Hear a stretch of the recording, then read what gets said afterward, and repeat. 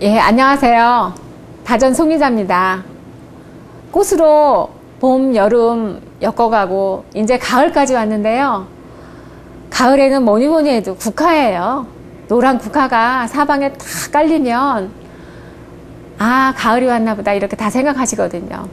국화는요, 예로부터 선비들이 찬 이슬과 가을을 딱 일치시켜가지고 글로써 풀고 그림으로 풀고 차로 풍류를 즐겼던 그런 그 꽃 중에 하나인데요.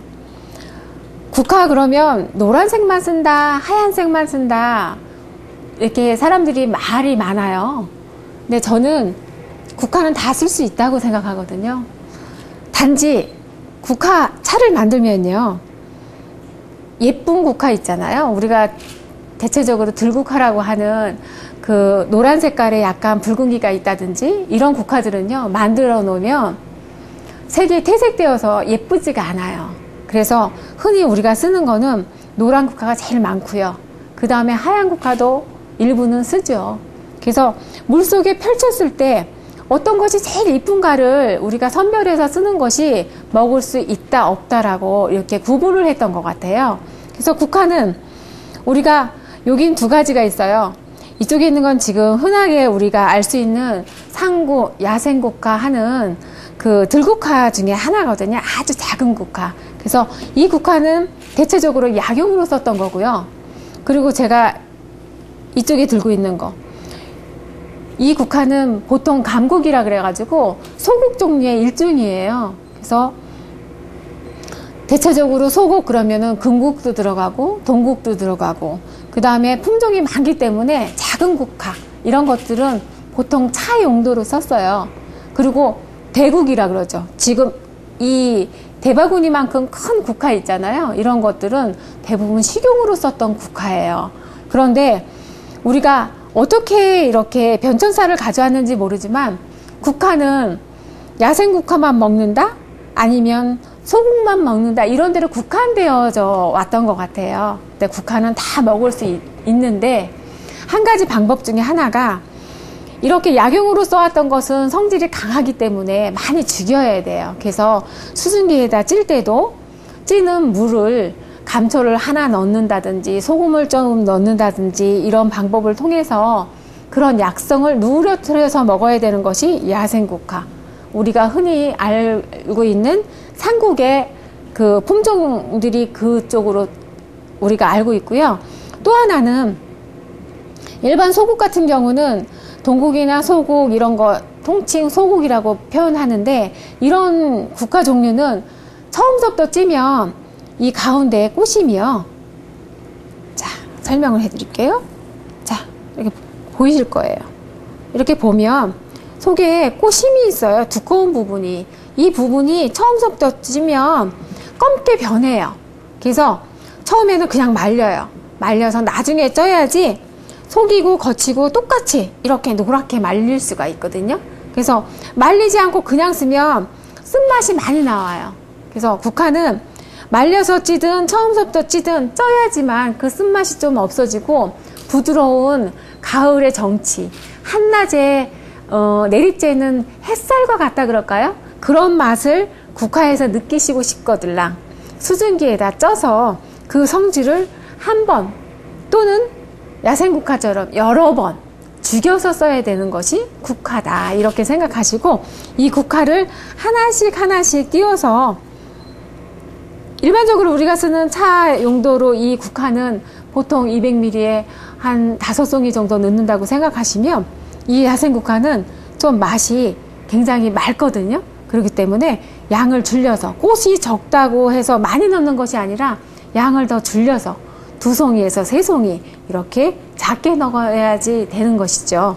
그래서 우리가 국화를 생각하더라도 많다 그래가지고 다 통용되는 것도 아니고요.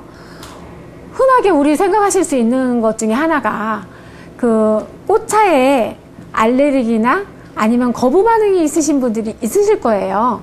그것이 비단 꽃에 그 꽃가루에 섞인 것만이 아니고요.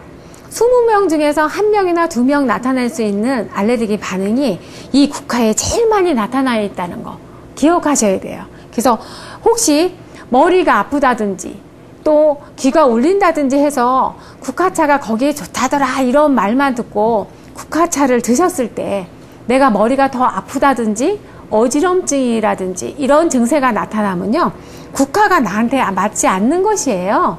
그래서 그럴 때에는 먹는 것을 중지하시고 다른 거, 맹물이라든지 아니면 잠깐 지나시면 괜찮으니까, 아, 꽃차를 먹었더니 나는 어지럽고 꽃차는 못 쓰는 것이더라, 독이 있어서 그런가 보더라, 이렇게 생각하지 마시고요.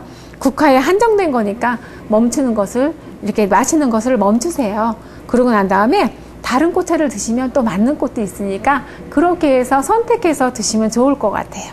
그래서 국화도 여러 가지 종류가 있으니까 거기에 따라서 만드는 법이 조금씩 다르다 이렇게 생각하시고 쓰시면 될 것 같아요. 그래서 이렇게 찻잔에다가 네. 이제 국화차 마실 건데요. 이렇게 찻잔에다가 요거는 지금 한 150ml 정도 되거든요. 그래서 이런 데다가는 한 4송이 정도 이렇게 넣어서 찬물을 넣으면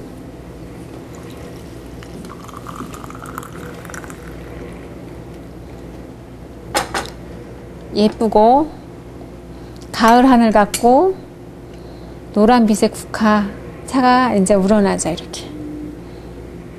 그래서 금방 우러나요, 차는. 그래서 너무 오래 놔두면 오히려 국화향에 짙어지기 때문에 국화차 같은 경우는 뜨거운 물을 부어서 30초 이내에 짧은 시간에 마시는 것이 좋죠.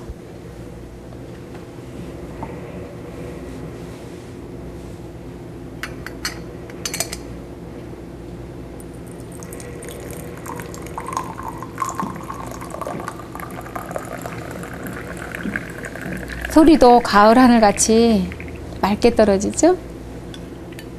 그래서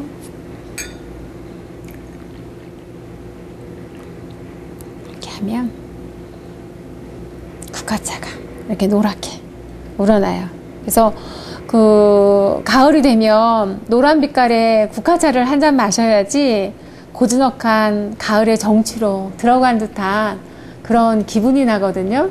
그래서 조금 더 깊은 가을 맛을 맛보고 싶으시면 국화차 한 잔 놓고 정다운 지인들과 함께 따뜻한 대화 나누시면 참 좋을 것 같아요. 자, 국화차 한 잔으로 가을을 따뜻하게 지내시면